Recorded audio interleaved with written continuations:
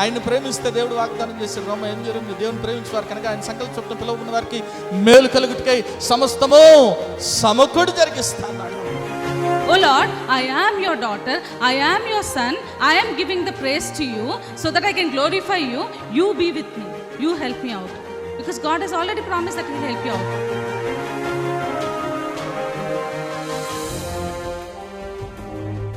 ఎన్నో మార్లు ఆయన తప్పులు చేస్తూ పాపము చేస్తూ నీకు విరోధంగా నడుస్తున్న మా కొరకు నాయన, అవిధేయులైన మా కొరకు ప్రభా నాయన తండ్రి, నీవు ఆ సెలవులో వెల చెల్లించావు కదా నాయన తండ్రి. నీవు నాయన మరణాన్ని జయించడం ద్వారా సజీవుడు అవటం ద్వారా నాయన ప్రభా తండ్రి యేసయ్యా, మరి నాయన మేము ఈరోజు సజీవులుగా ఉన్నాం కదా తండ్రి.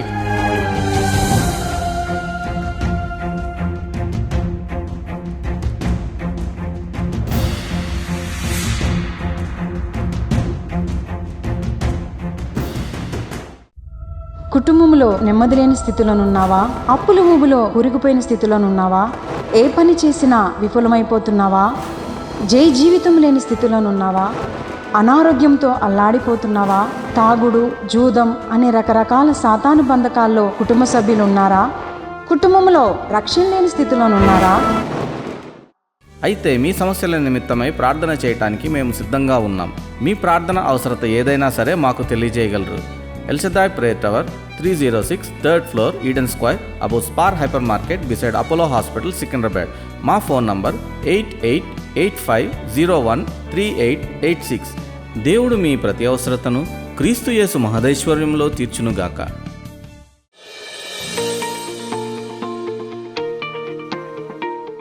ఎంతమంది సంతోషంగా ఉన్నారు? ఒకసారి గట్టి దేవుని స్తుతులు చెప్దాం. హల్లెలూయా, హల్లెలూయా. దేవుడు మనతో అనేక రీతులుగా మాట్లాడతాడు. అవునా? ఎన్ని రీతులుగా మాట్లాడతాడంటే 17 రకాలుగా మాట్లాడతాడు. ఎన్ని రకాలుగా? 17 రీతులుగా మాట్లాడతాడు. ఈ నెల కుదిరితే లేంటే 2-3 వారాలు లేంటే ఈ నెలంతా కూడా ఏ రీతిగా దేవుడు మనతో మాట్లాడతాడు అనే దాని గురించి నేను మీతో పంచుకోవాలనుకుంటున్నాను. ఏమైనా హల్లెలూయా. చాలామంది క్రైస్తవులకి వారు క్రైస్తవులే కానీ వారి అనుభవం ఏ రీతిగా ఉందంటే, వారు దేవునికి మొరపెట్టడం, దేవునికి ప్రార్థన చేయటం వరకే. లేదంటే ఒకవేళ దేవునికి ప్రార్థన చేస్తే మరి వారు దేనికి ఏదైనా అవసరత కొరకు ప్రార్థన చేస్తున్నారు అనుకుందాం. ఏదైనా అవసరత కొరకు ప్రార్థన చేస్తుంటే అవసరత తీర్చబడుతుంది. మంచిదే. అయితే వారు ప్రార్థన చేసే వరకే ఉన్నారు, లేదంటే అవసరత తీర్చబడే వరకే ఉన్నారు. కానీ వారు దేవుని యొద్ద నుంచి జవాబును, లేదంటే దేవునితో మాట్లాడటం అనే ఆ సంబంధాన్ని పెంపొందించుకోలేని స్థితిలో ఉన్నారు. ఏమైనా హల్లెలూయా. ఎప్పుడైనా గుర్తుపెట్టుకోండి, 2 వ్యక్తులు మాట్లాడుకుంటుంటే దాన్ని ఏమంటారు ఇంగ్లీష్లో? కాన్వర్జేషన్ అంటారు. అంతేనా? సంభాషణ. ఈ సంభాషణ అనేది ఎప్పుడు కూడా 2 వ్యక్తుల మధ్య జరుగుతుంది. ఒక వ్యక్తి చేయలేడు. ఇప్పుడు ఒక వ్యక్తికి ఫోన్ చేసి బాగున్నావా అన్నవనుకో, అవతల వ్యక్తి చెప్పేలోపే బాగానే ఉంటావులే, తిన్నావా, తినే ఉంటావులే, ఏం తిన్నావు, చికెన్ తిని ఉంటావులే అంటే అది కాన్వర్జేషన్ అవ్వదు. It's not a 2-way conversation. అది నువ్వు ఒకటివే మాట్లాడుతున్నావు. చాలామంది క్రైస్తవ జీవితంలో వారు ఒక్కళ్ళే దేవునితో మాట్లాడుతున్నారు, కానీ దేవుని యొద్ద నుంచి జవాబు వారు వినట్లేదు, పొందుకోవట్లేదు. ముఖ్య కారణం ఏంటంటే వాళ్ళు దేవుని దగ్గర కనిపెట్టట్లేదు, దేవునితో సమయం గడపట్లేదు. ఏదో మన అవసరత దేవునికి చెప్పేసామా, బాధతోనో ఏడుస్తానో దుఃఖంతోనో దేవునికి చెప్పేసాం, మన బాధ అయిపోయింది. ఒకటి గుర్తుపెట్టుకోండి, నీ జీవితంలో అద్భుతం జరగటం కంటే ముందు దేవుడు నీకు జవాబిస్తాడు. దేవుడు నీతో మాట్లాడతాడు. ఎప్పుడైతే దేవుడు నీతో మాట్లాడతాడో ముందు నీ హృదయంలో, నీ జీవితంలో ఏమొస్తుందంటే నెమ్మది వస్తుంది. నెమ్మది వచ్చిన తర్వాత ఏం జరుగుతుంది? అద్భుతం జరుగుతుంది. అంతేనా? ఎవరన్నా ఆయన అన్నాడు, ఏమన్నాడు ఆయన? పాట రాశారు కదా, నా జీవదాత శ్రీయేసు నా కదా. అంజూరపు చెట్లు ఎవరైనా ప్రవక్త పేరింది కదా. హబక్కూకుతో చెప్పాడయ్యా, నీతిమంతుడు విశ్వాసమూలంగా బ్రతుకును అన్నాడు. వెంటనే వాళ్ళేమి చెరలోంచి బయటికి రాలేదు, 70 సంవత్సరాలు పట్టింది. కానీ వెంటనే ఇతరులోకి ఏమొచ్చింది?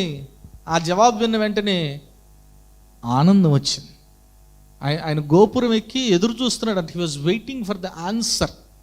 దేవుడు ఏం జవాబిస్తాడు చెప్పాడయ్యా. ఈ కల్దీయులు వాళ్ళ బలాన్నే వాళ్ళ దేవతగా భావించి వీళ్ళ చేతిలో మమ్మల్ని చెరలో పెట్టడం ఏంటి అని ప్రశ్నించాడు దేవుణ్ణి. దేవుడు ఆన్సర్ ఇచ్చిన వెంటనే దేవుని స్తుతిస్తున్నట్లు మనం చూస్తాం. ఏమని హల్లెలూయా. ఈరోజు మన జీవితంలో కూడా దేవుడు మాట్లాడాలి అని కోరుకోవాలి. ఎంతమందికి ఉంది దేవుడి మాట వినాలి, దేవుడు మాట్లాడాలని? ఏమని హల్లెలూయా. ఎంతమందికి అటువంటి అనుభవం ఉంది? దేవుని మాట్లాడాడండి దేవుడు నాతో 17 రీతులుగా చెప్పబోతున్నాను. ఏ రీతిగా మాట్లాడతాడు? ఏదో ఒక సందర్భంలో ఆ అనుభవం ఉంటూనే ఉంటుంది మీకు. కొన్నిసార్లు దాన్ని గమనించరు, కొన్నిసార్లు అలక్ష్యం చేస్తారు, దాన్ని ఎక్సర్సైజ్ చేయరు. చాలామందికి ఏమైపోయిందంటే ఈ బిజీ వరల్డ్లో మనకి సమయం ఎంత ఉంది రోజుకి? సరిపోవట్లేదు చాలామందికి. అది కూడా ఇంకో 24 గంటలు ఉంటే బాగుండు కదా అని అనుకుంటున్నారు. ఎందుకు? వాళ్ళ పనిపాట్లు చేసుకోవటానికి కానీ దేవునితో సమయం గడపటానికి కాదు. ఏమైనా హల్లెలూయా. దేవునితో నువ్వు మొరపెట్టి జవాబు కదా, అంతేనా కాదు? చూడండి, ఎమర్జెన్సీ 100 లేదంటే 108, 104 అయితే దేవుడు కూడా మనకు ఒక ఎమర్జెన్సీ హెల్ప్ లైన్ నెంబర్ ఇచ్చాడు బైబిల్ గ్రంథంలో. ఏంటది? 333. ఏంటది? ఇర్మియా 33:3 చదవండి. ఏమని రాయబడింది? ఇర్మియా 33:3, నాకు మొరపెట్టుము, నేను నీకు ఉత్తరం ఇచ్చదును, నీవు గ్రహింపలేని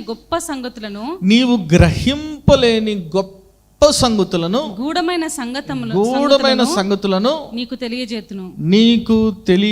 ఒకసారి గట్టి దేవుని స్తుతులు చెప్దాం. హల్లెలూయా. ఏమంటున్నాడండి దేవుడు? నీవు నాకు మొరపెట్టు, ఇస్తాడా ఇవ్వడా? ఆయన చెవిటి దేవుడా, మోగదేవుడా, నోరుండి మాట్లాడిన దేవుడా? ఆయన జీవము కలిగిన దేవుడు. ఏమైనా హల్లెలూయా. నువ్వు మొరపెట్టాలే కానీ దేవుడు జవాబిస్తాడు. ఏమైనా హల్లెలూయా. దేవుడు జవాబియటమే కాదు కానీ నీకు ఎటువంటి సంగతులు తెలియపరుస్తాడంట? గూఢమైన సంగతులు తెలియపరుస్తాడు. ఏమైనా హల్లెలూయా. ఇంకో చోట చూసినట్లయితే రాయబడింది కదా, యెషయా గ్రంథం 65:24 ఏమని రాయబడింది? వారికి ఎలాగ జరుగుతుందంట? వారు వేడుకొనకు మునుపే నేను ఉత్తరం ఇచ్చేదను, వారి మనవి చేయుచుండగానే నేను ఆలకించెదను. ఒకసారి గట్టి దేవుని స్తుతులు చెప్దాం. హల్లెలూయా. వారు ఇంకా వేడుకొనక మునిపే ఉత్తరం ఇస్తారంట. ఎంత గొప్ప భాగ్యం అది.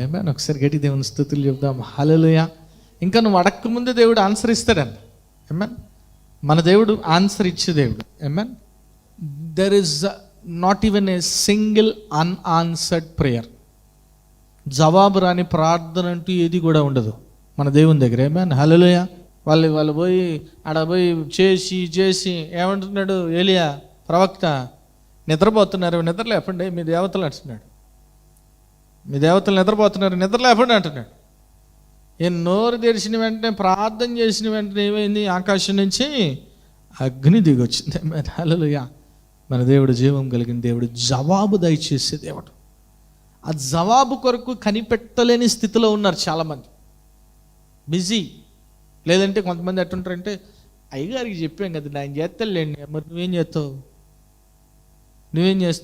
నువ్వు చేయవా? అయ్యగారు చేస్తాడు నీ గురించి ప్రార్థన, మరి నువ్వు చేయవా? నువ్వు చేసుకోవా? నువ్వు కూడా చేసుకోవాలి కదా. చేసుకోవాలా లేదా? బిజీ అయిపోయారు, బిజీ లైఫ్. అసలు దేవుడు ఏం జవాబు ఇచ్చాడని కనిపెట్టలేని స్థితిలో ఉన్నారు చాలామంది. హల్లెలూయా. ప్రతి సమస్యకు కూడా దేవుడు జవాబిస్తాడు. అది అవునవ్వచ్చు, కాదవచ్చు, ఆగు, wait. It may be yes, no or wait కదా. ఆయన ఏం చెప్పాడు? పౌలు గారు ప్రార్థన చేస్తే, అయ్యా శరీరంలో ముళ్ళుందయ్యా, సాతానుగాడి ముళ్ళుందయ్యా, ముమ్మారు ప్రార్థన చేశాడు. ఏమన్నాడు? నా కృప నీకు చాలు నాన్న అన్నాడు. ఏమన్నా హల్లెలూయా. వచ్చింది ఆన్సర్ రాలేదు కదా, ఆన్సర్ వచ్చింది. నా కృప నీకు. అప్పుడు చెప్పాడు, నా బలహీనత యందు నీ శక్తి పరిపూర్ణమవుతుంది. ఏమన్నా హల్లెలూయా. మరి దేవుడు ఏ రీతిగా మాట్లాడతాడు? ఎన్ని రీతులుగా మాట్లాడతాడంటే, ఎన్ని రీతులుగా? 17 రకాలుగా మాట్లాడతాడు. మొట్టమొదటిగా దేవుడు, మనందరికీ తెలిసింది, దేవుడు ఎట్లా మాట్లాడతాడంటే తన వాక్కు ద్వారా, వాక్యం ద్వారా మాట్లాడతాడు. ఏమన్నా నమ్మిన వరకు ఒకసారి దేవుని స్తుతులు చెప్దాం. హల్లెలూయా. చాలా స్పష్టంగా మాట్లాడతాడు, గుర్తుపెట్టుకోండి. ఏమన్నా హల్లెలూయా. కానీ చాలామంది ఏం చేస్తారంటే ప్రార్థన చేస్తారు. ఏం చేస్తారు? ఇప్పుడు చూపించాల్సింది, ప్రార్థన చేసి, ఇప్పుడు బైబిల్ ఉందనుకోండి, ప్రార్థన అయిపోయిన తర్వాత, ప్రభా నువ్వు నాతో మాట్లాడు, తీసి మొత్తం మనకేది అనుకూలమైన వాక్యం ఉందో అది వెతుకుతూ ఉంటారు. మనకెళ్ళి ఏ వాక్యం అనుకూలంగా ఉందో దాన్ని మాట్లాడండి, దేవుడు నాకు చెప్పేశాడు, అయిపోయింది. అది నిజంగా దేవుడు మాట్లాడటం కాదు, గుర్తుపెట్టుకోండి. హల్లెలూయా. లెక్క వేసుకొని క్రికెట్ ఆడేవాళ్ళు కదా, 2, 4, 6, 8 వస్తే అట్లా కాదు. దేవుడు ఎప్పుడు కూడా స్పష్టంగా మాట్లాడతాడు. నమ్మినవారు ఒకసారి దేవుని స్తుతులు చెప్దాం. హల్లెలూయా. యేసుక్రీస్తు ప్రభు కూడా ఇట్లా తెరిచాడంట. ధర్మశాస్త్రాన్ని తెరిచిన వెంటనే ఏం కనబడింది, ఏం చదువుతున్నాడు ఆయన? చూడండి, లూకాసు వార్త 4వ అధ్యాయం 16 నుంచి చదవండి. ఏమని రాయబడింది? తరువాత ఆయన తన పెరిగిన నజరేతునకు వచ్చెను. తన వాడుక చొప్పున విశ్రాంతి దినమందు సమాజ మందిరంలోనికి వెళ్లి చదువుటకై నిలుచుండగా ప్రవక్త అయిన యెషయా గ్రంథము ఆయన చేతికి ఇయ్యబడెను. ఆయన గ్రంథము విప్పగా ప్రభువు ఆత్మ నా మీద ఉన్నది, బీదలకు సువార్త ప్రకటించుటకై ఆయన నన్ను అభిషేకించెను. చెరలోనున్న వారికి విడుదలను, గ్రుడ్డి వారికి చూపును కలుగునని ప్రకటించుటకును, నలిగిన వారిని విడిపించుటకును, ప్రభువు హితవత్సరం ప్రకటించుటకును ఆయన నన్ను పంపి ఉన్నాడని వ్రాయబడిన చోటు ఆయనకు దొరికెను. ఆయన గ్రంథము చుట్టి పరిచారకునికిచ్చి కూర్చుండెను. సమాజ మందిరంలో ఉన్న వారందరూ ఆయన్ని తేరి చూడగా ఆయన నేడు మీ వినికిడిలో ఈ లేఖనము నెరవేరిందని వారితో చెప్పసాగాను. ఒకసారి గట్టిగా దేవుని స్తుతులు చెప్దాం. హల్లెలూయా. ఏమంటున్నాడండి యేసుక్రీస్తు ప్రభు? నేడు మీ వినికిడిలో ఈ లేఖనము ఎవరి గురించిన వాగ్దానం? అది యేసయ్యను గురించిన వాగ్దానం. ఆమేన్. హల్లెలూయా. యేసుక్రీస్తు ప్రభు సమాజ మందిరంలో ఆ గ్రంథం, యెషయా గ్రంథం తెరిచిన వెంటనే ఈ వాక్కు కనబడతాం. మీ జీవితాల్లో కూడా దేవుడు మాట్లాడతాడు. మీరు కనిపెడితే కదా ఆన్సర్ కొరకు. దేవుడు తన వాక్కు ద్వారా మాట్లాడతాడు, చాలా స్పష్టంగా మాట్లాడతాడు. నువ్వు కనిపెట్టాలి. నువ్వు కనిపెడితే దేవుడు చాలా స్పష్టంగా నీ జీవితంలో ఏం చేయబోతున్నాడో, ఏం జరుగుతుందో చాలా క్లియర్ కట్గా వివరిస్తాడు. అంత మాత్రం కదా, ఇంకో సందర్భంలో కూడా మనం చూసినట్లయితే బైబిల్ గ్రంథంలో అపోస్తలుల కార్యములు 8వ అధ్యాయం 32, 33 వచనాల్లో ఉండి అక్కడ కూడా యెషయా గ్రంథమే చదువుతున్నాడు అంట ఆయన. నపుంసకుడు. చదవండి, ఏమని రాయబడింది? అతడు లేఖనమందు చదువుచున్న భాగమేమనగా, ఆయన గొర్రె వలె వదకు తేబడిన బొచ్చు కత్తిరించు వాని ఎదుట గొర్రెపిల్ల ఎలాగూ మౌనంగా ఉండునో అలాగే ఆయన నోరు తెరవకుండెను. ఆయన దీనత్వమును బట్టి ఆయనకు న్యాయ విమర్శన దొరకకపోయాను. ఆయన సంతానంను ఎవరు వివరింతురు? ఆయన జీవము భూమి మీద నుండి. ఏమైనా ఒకసారి గట్టి దేవుని స్తుతులు చెప్దాం. హల్లెలూయా. ఈ నపుంసకుడు ఈ వాక్యం చదువుతున్నాడు కానీ వాక్యం యొక్క అర్థము తెలియట్లేదు. దేవుడు మాట్లాడుతున్నాడు అతనితో. ఏమన్నా హల్లెలూయా. దేవుడు మాట్లాడుతున్నాడు అన్న సంగతి గ్రహించలేని స్థితిలో ఉన్నాడు. ఏమన్నా హల్లెలూయా. ఎందుకంటే ఏం లేదు, దేవునితో అతనికి సాన్నిహిత్యం లేదు, సహవాసం లేదు, ఫెలోషిప్ లేదు, ఆ క్లోజ్నెస్ లేదు. కాబట్టి దేవుడు మాట్లాడుతున్నాడా తెలియదు. కొన్నిసార్లు జాగ్రత్త, మీరు బైబిల్ చదివేటప్పుడు దయ్యం కూడా నీతో మాట్లాడుతుంది వాక్యంతో. అంతేనా? యేసైతే ఎట్లా మాట్లాడింది? సాతాను వాక్యంతోనైనా మాట్లాడింది? సాతాను వాక్యంతో కూడా నిన్ను కొడతాడు దెబ్బ. భయపడేవాడికి ఉరి వచ్చినట్టు వస్తుందని, అమ్మో అయిపోయింది నాకు, ఊరొత్తదేమో భయపడతానే ఉంటాం. అందుకే మొట్టమొదటి మనకేం కావాలంటే దేవుడు మాట్లాడుతున్నాడా, దయ్యం మాట్లాడుతున్నాడా అనే విచక్షణ జ్ఞానం కావాలి. ఆమేన్. హల్లెలూయా. ఇది దేవుని నోటి నుంచి వస్తుందా? దేవుడు ఎప్పుడు మంచి మేలే కోరుతాడు, మంది గుర్తుపెట్టుకోండి. ఆమేన్. హల్లెలూయా. దేవుడు ఎప్పుడు మేలే కోరుతాడు, గుర్తుపెట్టుకోండి. ఆయన ఎప్పుడు చెడు కోరడు. ఎప్పుడు కూడా నువ్వు పోతావు నా వాక్యంలో నేను పోతా. ఈరోజు సౌలు తన్ను తాను నా కత్తి మీద పడేటప్పుడు చచ్చిపోయాడు చదివిన వెంటనే నువ్వు తెరిచి, ప్రభా ఈరోజు నాతో మాట్లాడు ప్రభా, తీసిన వెంటనే అది వచ్చిందనుకో. సౌలు నేను కూడా కత్తులన్నీ దాచిపెట్టండి ఇంటో అంటావు. అందుకే ఏం కావాలా? డిజర్న్మెంట్ స్పిరిట్ కావాలి. దేవుడు మాట్లాడుతున్నాడా, దయ్యం మాట్లాడుతున్నాడా? అక్కడ చదువుతున్నాడు కానీ అర్థం కావట్లేదు.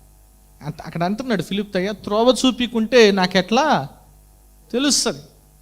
వెంటనే ఏం చేశాడు ఆయన? ఫిలిప్ గారు త్రోవ చూపించాడు, వాక్యంలోని అర్థాన్ని చక్కగా వివరించాడు. ఎప్పుడైతే వివరించాడో, ఈ వాక్యం ఎవరి గురించి రాయబడింది? ఆ వాగ్దానం యేసే గురించి రాయబడింది. ఆయన సెలవులో ఎట్లా ఉన్నాడంట? బొత్సు కత్తిరించు అని ఎదుట గొర్రెపిల్ల. చాలామంది అట్లే ఉన్నారు, మౌనంగా భరిస్తున్నాడు. యేసే మౌనంగా భరించాడంటే. హల్లెలూయా. యేసుక్రీస్తు ప్రభుల వాగ్దానం నెరవేరింది. ఎప్పుడైతే ఈ మాట విన్నాడో వెంటనే బాప్తిస్మం తీసుకున్నట్లు మనం చూస్తాం. ఒకసారి గట్టిగా దేవుని స్తుతులు చెప్దాం. హల్లెలూయా. దేవుడు తన వాక్కు ద్వారా మాట్లాడతాడు. చాలామంది దేవుని బిడ్డలు, దేవుని సేవ చేసే వాళ్ళు కూడా వాళ్ళు ఏం చేస్తారు? వాక్యం చదవరు. వాక్యం చదివి బైబిల్ తప్పించి మిగిలిన పుస్తకాలు ఏమైనా మెసేజ్ ఆ పుస్తకంలోంచో ఇంటర్నెట్ నుంచో అక్కడో ఇక్కడో వాక్యం ద్వారా దేవుడు మాట్లాడతాడు నీతో. ఏమైనా హల్లెలూయా. నువ్వు ఏ పుస్తకాల్లో ఇంటర్నెట్ చదవద్దంటలా, మంచిదే. దేవుని గురించి ఇంకా దేవదాసులు ఇంకా అనేక మంది చెప్పి నీవు తెలుసుకుంటే మంచిదే. కానీ దేవుడు నీతో సూటిగా మాట్లాడతాడు. ఏమైనా హల్లెలూయా. దేవుడు వాక్యం ద్వారా మాట్లాడతాడు. గుర్తుపెట్టుకోండి, ఈ బైబిల్ ఇది జీవాహారం. గుర్తుపెట్టుకోండి. ఏమైనా హల్లెలూయా. నువ్వు జీవించడానికి మనుష్యుడు రొట్టె వలన మాత్రం కాదు, కానీ దేవుని నోటి నుంచి వచ్చు ప్రతి మాట వల్ల జీవిస్తాడు. ఏమైనా నమ్మినవారు ఒకసారి దేవుని స్తుతులు చెప్దాం. హల్లెలూయా. కాబట్టి మొట్టమొదటిగా ఎట్లా మాట్లాడతాడు దేవుడు? వాక్యం ద్వారా మాట్లాడతాడు. రెండోది, దేవుడు ఎట్లా మాట్లాడతాడు అంటే, మరి బైబిల్ గ్రంథంలో రాయబడింది కదా, ఎఫెసీయులకు రాసిన పత్రిక 3వ అధ్యాయము 15 నుంచి చదవండి. ఏమని రాయబడింది? ఎఫెసీ 3:15 నుంచి. అంతరంగ పురుషుని యందు శక్తి కలిగి ఆయన ఆత్మ వలన బలపరచబడినట్లుగాను క్రీస్తు. చాలు సిస్టర్, మీరు అక్కడ చూస్తే పౌలు భక్తుడు దేని గురించి మాట్లాడుతున్నాడంటే, అంతరంగ పురుషుడు అంటే ఇన్నర్ మ్యాన్. ప్రతి మనిషిలో కూడా ఈ అంతరంగ పురుషుడు ఉన్నాడు. ఏమన్నా హల్లెలూయా. ప్రతి మనిషిలో కూడా ఏముంది? అంతరంగ. ప్రతి మనిషిలో 3 ఉన్నాయి. ఏమున్నాయి అని చెప్పాను నేను? 3: శరీరం, ప్రాణం, ఆత్మ. అంతేనా? Body, spirit and soul. ఈ ఆత్మ అనేది పరిశుద్ధాత్మ కాదు, నీలో ఉన్న ఆత్మ. మీకు ఎంత క్లారిటీ కావాలంటే రోమీయులకు రాసిన పత్రిక 8వ అధ్యాయం 16వ వచనంలో ఏమని రాయబడింది చదవండి. రోమీయులకు రాసిన పత్రిక 8వ అధ్యాయం 16వ వచనం. మనము దేవుని పిల్లలమని ఏ ఆత్మ? మన ఆత్మతో దేవుని ఆత్మ, పరిశుద్ధాత్మ మనలో ఉన్న ఆత్మతో సాక్ష్యం ఇస్తున్నాడు. అంటే హల్లెలూయా. సో ప్రతి మనిషిలో ఏముంటాయి? శరీరం ఉంటుంది, ప్రాణం ఉంటుంది, ఆత్మ ఉంటుంది. హల్లెలూయా. ఈ ఆత్మలో కూడా, మనలో ఉండే ఈ ఆత్మలో కూడా 3 విషయాలు ఉంటాయి ప్రతి మనిషిలో. ఇది విశ్వాసి అవిశ్వాసి కాదు, ప్రతి మనిషిలో కూడా ఉంటాయి. ఏంటి ఆ 3 విషయాలు అంటే, మొట్టమొదటిది మనస్సాక్షి ఉంటుంది, రెండోది అంతర్జ్ఞానం ఉంటుంది, మూడోది సహవాసం ఉంటుంది. ఇది విశ్వాసులు కాని బిడ్డల్లో కూడా ఉంటుంది. వారెవరితో సహవాసం చేస్తారు అంటే, ఇది ఎవరితో చేస్తారు? దురాత్మతో సహవాసం చేస్తారు. వారికి ఎక్కడి నుంచి ఆలోచనలు వస్తుంటాయి? అంతర్జ్ఞానం ఎక్కడి నుంచి వస్తుంటుంది? వాళ్ళకి లోక జ్ఞానం బాగుంటుంది. వాళ్ళకి మోసాలు చేయటంలో ఇవన్నీ కూడా ఎవరిస్తారు ట్రైనింగ్ అంటే? సాతానుగాడు కదా. ఎక్కడైనా కోర్సులు ఏమని చెప్తారా? ఎట్లా దొంగతనాలు చేయాలి, ఎట్లా మోసాలు చేయాలి, ఇప్పుడు చెబుతున్నారేమో. పూర్వవేడని అవన్నీ ఎక్కడి నుంచి వస్తున్నాయి ఐడియాస్? ఎవడిస్తాడు? సాతానుగాడు ఇస్తాడు. ఏమన్నా హల్లెలూయా. మనస్సాక్షి కూడా ఉంటుంది. చాలామంది ఏం చేస్తారు? ఈ మనస్సాక్షిని చంపేస్తారు. అందరూ తీసుకుంటున్నారు కదా లంచాలు, మనం ఏం కాదు, పర్లే. ఈ 3 ప్రతి ఒక్కరిలో ఉంటాయి. ఈ 3 ఏమంటారంటే ఇన్నర్ మ్యాన్, అంతరంగ పురుషుడు అంటాడు. ఏమన్నా హల్లెలూయా. అయితే దేవుడు రెండోదిగా ఎట్లా మాట్లాడతాడంటే, ఇన్నర్ వాయిస్ ద్వారా మాట్లాడతాడు, అంతరంగ స్వరము ద్వారా మాట్లాడతాడు. ఏమన్నా హల్లెలూయా. ఈ విశ్వాసికి మనస్సాక్షి ఉంటుంది, కానీ పౌలు భక్తుడు ఏమంటాడు? ఎటువంటి మనస్సాక్షి అయిపోద్ది అంటే, వాళ్ళు చచ్చిన మనస్సాక్షి, పాత వేయబడిన మనస్సాక్షి కలిగి ఉంటారంట. త్రోసివేయబడిన, ఎందుకంటే వాళ్ళు లోకానికి అట్రాక్ట్ అయిపోయి, దేవుని బిడ్డలే చచ్చిన మనస్సాక్షి కలిగిన స్థితిలో ఉంటారు. అంత మాత్రం కాదు, వారు ఎవరితో సహవాసం చేస్తుంటారు? దేవునితో సహవాసం. ఈ లోకంలో ఉన్నవారు దేనితో సహవాసం చేస్తుంటారు? చూడండి, 3 ఏమేమి ఉంటాయి? కాదు, ఫస్ట్ శరీరం, ప్రాణం, ఆత్మ. ఎప్పుడు రెండిటికి ఎప్పుడు గొడవ జరుగుతుంటుంది? ఆత్మకి. అవును, అందుకే ఏమని రాయబడింది? ఆత్మ సిద్ధమే కానీ శరీరము. కానీ నిర్ణయం ఎవరు తీసుకుంటారు? నీ ప్రాణం తీసుకుంటుంది. ఈరోజు నువ్వు అనుకుంటావు, ఈరోజు నేను ప్రార్థన చేయాలి 3 గంటలు. నీ శరీరం ఏమిటది? 6 గంటలు ప్రయాణం చేసొచ్చు, మళ్ళీ ఇప్పుడు మోకాళ్ళ నుండి ప్రార్థన అంటే ఏంటి? నీకు అర్థమవుతుందా? What are you talking? పడుకో పడుకో పడుకో పడుకో అంటాడు. నిర్ణయం ఎవరు తీసుకుంటారు?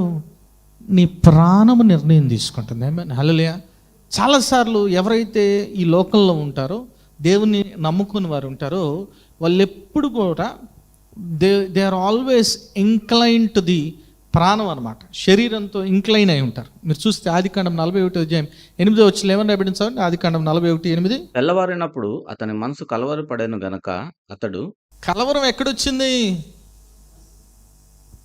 యాక్చువల్ కలవరం ఆత్మలో వచ్చింది, కానీ ఆత్మ ఎందులో కలిసిపోయింది? మనసులో కలిసిపోయింది. కాబట్టి మనసు కలవరపడిందండి. ఏమైనా హల్లెలూయా.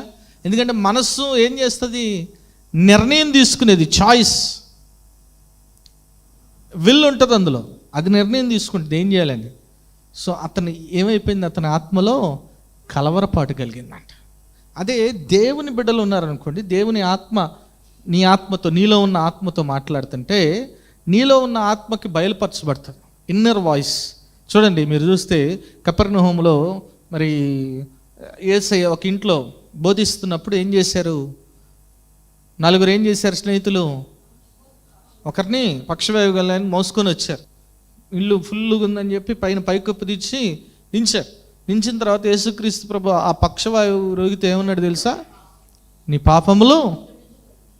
కానీ అక్కడ ఉన్న వాళ్ళు ఏమనుకుంటున్నారు? పరిసయ్యులు, శాస్త్రులు, దేవుడే కదా పాపాన్ని క్షమించేది, ఇతని ఊరు. అప్పుడు అక్కడ ఒక మాట రాయబడింది చూడండి, మీరు చూస్తే మార్క్స్ వార్త 2:8 ఏమని రాయబడింది?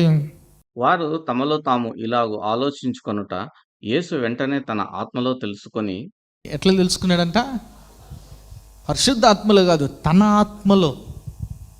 ఆమేన్, హల్లెలూయా. యేసు వెంటనే తన ఆత్మలో, that is called inner voice. అర్థమైందా? మీరు కొంతమంది చెబుతున్నారు, ఈ లోకపరంగా చదువుతుంది అని చెప్పాలంటే, బా నాకు అనిపిస్తుంది, లోపల అనిపిస్తుంది బ్రదర్, 6th సెన్స్ నాకు చెప్తుంది, 6th సెన్స్ చెబుతుంది ఇది చేయొద్దు, ఇది చేయొద్దని. అయినా కానీ నేను, అది 6th, 7th, 8th, 9th sense కాదు, నీ ఆత్మ చెబుతుంది అది. Amen, hallelujah. That's the inner voice. ఆ ఇన్నర్ వాయిస్ని ఏం చేస్తారు చాలామంది? బెడ్షీట్ ఇచ్చి, దిండిచ్చి పడుకోబెడతారు. నీ అంతరంగ పురుషుడు అంతరంగ స్వరం ద్వారా నీతో మాట్లాడతాడు, గుర్తుపెట్టుకో. నువ్వు వినకపోతే ఉపయోగం లేదు. ఇప్పుడు దేవుడు 17 రీతులుగా మాట్లాడతాడు, నువ్వు విని జవాబు పొందుకునే ఉపయోగం, దాన్ని పాటించాలి కదా, అంతేనా కదా? మీరు చూడండి, బైబిల్ గ్రంథంలో కూడా 2 సందర్భాల్లో చూస్తే అపోస్తుల కార్యం 18:24 నుంచి చదవండి, ఏమని రాయబడింది? అపోస్తుల కార్యం 18:24. అలెగ్జాంద్రియా వాడైన అపోలో అను ఒక యూదుడు ఎఫెసునకు వచ్చెను. అతడు విద్వాంసుడును, లేఖనముల యందు ప్రావీణుడై ఉండెను. అతడు ప్రభువు మార్గము విషయమై ఉపదేశము పొంది తన ఆత్మయందు తీవ్రపడి. ఎవరి ఆత్మను తీవ్రపడ్డాడంట? తన ఆత్మలో తీవ్రత ఉంది. ఆయన దేవుని గురించి ఉపదేశం పొందుకున్నాడు, ఆత్మలో ఒక భారం ఉంది, తీవ్రత ఉంది. ఏంటి ఆ భారం అంటే, నేను యేసయ్యని గురించి ఇతరులకి తెలియజెప్పాలి, ఇంకా దేవుని గురించి తెలుసుకోలే. ఏమని రాయబడింది? చదవండి సిస్టర్. తీవ్రపడి యోహాను బాప్తిజం మాత్రమే తెలుసుకున్న వాడైనను యేసును గూర్చిన సంగతులు వివరంగా చెప్పి బోధించుచు సమాజ మందిరములో ధైర్యముగా మాట్లాడనారంభించెను. ఆమేన్, హల్లెలూయా. యోహాను బాప్తిస్మే పొందుకున్నాడు. అంటే ఏం పొందుకున్నాడు యోహాన్? దేనిలో ఇచ్చాడంటే బాప్తిస్మం. అంటే చూడండి ఎంత వ్యత్యాసమో చూడండి. నీటి అందుకే పరిశుద్ధాత్మను పొందుకోలే, ఇంకా గమనించాలి. నీటిలోనే యేసయ్య ఎందులో ఇస్తాడు బాప్తిస్మం? మనకి నీటిలోనూ ఆత్మలోనూ బాప్తిస్మం ఇస్తాడు కదా. ఆయన యోహాను బాప్తిస్మం పొందుకున్నాడు, కానీ దేవుని వాక్యాన్ని బోధిస్తున్నాడు. ఆమేన్, హల్లెలూయా. ధైర్యంగా బోధిస్తున్నాడు. ఆమేన్, హల్లెలూయా. ఎందుకంటే ఏముంది? అతని ఆత్మలో తీవ్రత ఉంది. అతని ఆత్మలో, నీ ఆత్మలో కూడా తీవ్రత ఉండాలి కదా. కొంతమంది పరిశుద్ధ ఆత్మ లేకుండానే సేవ చేస్తుంటారు చాలామంది. ఎందుకంటే చాలామంది పరిశుద్ధ ఆత్మను నమ్మని స్థితిలో ఉన్నారు, చేస్తుంటారు. కానీ ఎట్లా చేయగలుగుతున్నారంటే వారి ఆత్మలో తీవ్రత ఉంది కాబట్టి. నేను దేవుని కొరకు ఏదైనా చేయాలనే తీవ్రత ఉంది కాబట్టి వాళ్ళ ఆత్మలో వాళ్ళు చేయగలుగుతున్నారు. ఆమేన్, హల్లెలూయా. సో ఏం నడిపిస్తుంది అతన్ని? ఇన్నర్ వాయిస్ నడిపిస్తుంది, ఇన్నర్ మ్యాన్ నడిపిస్తున్నాడు. ఆమేన్, హల్లెలూయా. కాబట్టి దేవుడు ఎట్లా మాట్లాడతాడు? రెండోదిగా మనతో ఎట్లా మాట్లాడతాడు? అంతరంగ స్వరము ద్వారా మాట్లాడతాడు. 17 రీతులుగా దేవుడు మాట్లాడతాడు. ఆమేన్, హల్లెలూయా. ఈరోజు 2 విషయాలు చెప్పా. ఎట్లా మాట్లాడతాడు? మొట్టమొదటిగా ఎట్లా, అంతేనా? ఎరుకో గొడవలు ఎవరు కూల్చారు? ఆమేన్, హల్లెలూయా. రెండోది ఎట్లా మాట్లాడతాడు? అంతరంగ పురుషుని ద్వారా మాట్లాడతాడు. ఆమేన్. ఇంకా మిగిలినవి కూడా ఈ నెలలో పూర్తిగా మిగిలిన 15 కూడా చెప్తా. మీరు దేవునితో ఒక సహవాసం కలిగి ఉండాలి. మీరు మాట్లాడాలి దేవునితో ఖచ్చితంగా. ప్రతి ఒక్కరితో. ఆయన పక్షపాతి అయిన దేవుడు కాదు. ఆమేన్. ఆయన అందరితో మాట్లాడతాడు. ఆమేన్, హల్లెలూయా. ఎప్పుడైతే మీరు మాట్లాడటం వింటారో ఆనందం మాటల్లో వర్ణించలేం. You cannot. అది ఎంత మాట్లాడినా, ఎంత సంతోషించినా, ఎందుకంటే సృష్టికర్త మనతో మాట్లాడుతున్నాడు, ఎంత ఆనందం వేస్తుంది. ఆమేన్, హల్లెలూయా. అదృశ్యుడైన దేవుడు మనతో మాట్లాడుతున్నాడు. ఆమేన్, హల్లెలూయా. ఎంత ఆనందం వేస్తుంది. ఆమేన్. ఖచ్చితంగా ఆనందాన్ని మీ అందరూ పొందుకుందరు గాక. దేవుడు ఎటు కృప మనందరికీ దయచేయండి గాక. ప్రార్థన చేస్తున్నాను. నాయన స్తోత్రం ప్రభు, పరిశుద్ధుడా, ప్రేమగల తండ్రి, దయగల దేవానికి వందనాలు ఆయన ప్రభా. ఆయన వాక్యం ద్వారా నాయన మీరు మాట్లాడిన విధానానికి ఆయన నీకే వందనాలు ప్రభా. నాయన అవును తండ్రి, నాయన ప్రభా, నీవు నాకు మొరపెట్టుము, నేను నీకు ఉత్తరం ఇచ్చదను, గూఢమైన సంగతులు నాయన వివరించదని అన్నారు నాయన ప్రభా. ఈ రోజు నుంచి నాయన బిడ్డలు నాయన నీ పాదాల చెంత కనిపెట్టాలి. నువ్వేం మాట్లాడతావు నాయన బిడ్డలు గ్రహించాలి నాయన తండ్రి. నువ్వే మాట్లాడాలి నాయన. సాతాను కూడా నాయన ప్రభా వాడు మాట్లాడతాడు నాయన ప్రభా. నాయన వాడు నాయన డైవర్ట్ చేయాలని ప్రయత్నం చేస్తాడు నాయన. నువ్వు మాట్లాడుతున్నావు, సాతానుగాడు దయ్యం మాట్లాడుతుందో నాయన, అది తెలుసుకునే ఆ విచక్షణాత్మను కూడా బిడ్డలకు దయచేయమని అడుగుతున్నాను నాయన. ఆ స్పిరిట్ ఆఫ్ డిజర్న్మెంట్ నాయన ప్రభా బిడ్డలకు నాయన దయచేయండి తండ్రి ప్రభా. నీ స్వరాన్ని వినే కృపను నాయన బిడ్డలు దయచేయండి. వాక్యాన్ని మీరు నీకటి ఫలింపు చేసిన ఆయన నీ జవాబును అనుసరించి మేము ఎప్పుడైతే నడుచుకుంటామో ఆయన ఫలించడి కొమ్మల వలె ఉంటాం కదా నాయన ప్రభా. మీరే బిడ్డలు కట్టి కృప దయచేయమని, ఈ వాక్యాన్ని మీరు నీకటి ఫలింపు చేయమని ప్రతి ఒక్క బిడ్డ కూడా నాయన దీవించి ఆశ్రయించి నాయన. ఆన్లైన్లో ఉన్న బిడ్డలు కూడా నాయన దీవించండి. ఆన్లైన్లో ఉన్న బిడ్డల ప్రతి అవసరతను కూడా నాయన తీర్చమని యేసు నామమున పెట్టి వేడుకొని ప్రార్థిస్తున్నాము తండ్రి. ఆమేన్. యేసుక్రీస్తు ఘనమైన నామంలో మీ అందరికి శుభములు. ఈ వారం బైబిల్ క్విజ్ ఇర్మియా గ్రంథం నుండి. మొదటి ప్రశ్న, హిల్కియా కుమారుడెవరు? ప్రశ్న మరొకసారి, హిల్కియా కుమారుడెవరు? రెండవ ప్రశ్న, అనాలోతులో కాపురం ఉన్నది ఎవరు? ప్రశ్న మరొకసారి, అనాలోతులో కాపురం ఉన్నది ఎవరు? మూడో ప్రశ్న, ఏ దిక్కు నుండి కీడు బయలుదేరవచ్చునని చెప్పబడింది? ప్రశ్న మరొకసారి, ఏ దిక్కు నుండి కీడు బయలుదేరవచ్చునని చెప్పబడింది? ఈ ప్రశ్నలకు జవాబులు స్క్రీన్ పైన కనబడుతున్న నెంబర్కి తెలియజేయండి. గత వారం బైబిల్ క్విజ్ ప్రశ్నలకు సమాధానాలు. మొదటి ప్రశ్నకు జవాబు సమాధానము యెషయా 66:12. రెండో ప్రశ్నకు జవాబు మోసములో యెషయా 66:4. మూడో ప్రశ్నకు జవాబు మీరు చంకన ఎత్తుకొనబడెదరు యెషయా 66:12. ఈ వారం బైబిల్ క్విజ్ విజేత దీవెనమ్మ గారు ఫ్రమ్ అనంతపూర్. మరి ఎవ్రీ మండే మరి ఆశ్చర్యకరమైన యేసు అనే టీవీ ప్రోగ్రామ్ జరుగుతుంది. మరి ఆరాధన ఛానల్లో ఎవ్రీ మండే ఈవినింగ్ 6 o'clock వస్తుంది. మరి చూడండి, ఇతరులకి పరిచయం చేయవలసిందిగా ప్రభు నామపేట మనం చేసుకున్నాను. అదే రీతిగా మరి యూట్యూబ్, ఫేస్బుక్ ఛానల్లో కూడా మరి ఇప్పటి వరకు అనేక ప్రోగ్రామ్స్ జరిగినాయి. మీరు చూడొచ్చు, వాచ్ చేయొచ్చు. మరి చూడండి, బలపడండి, పరిశుద్ధాత్మను పొందుకోండి. ఆమేన్.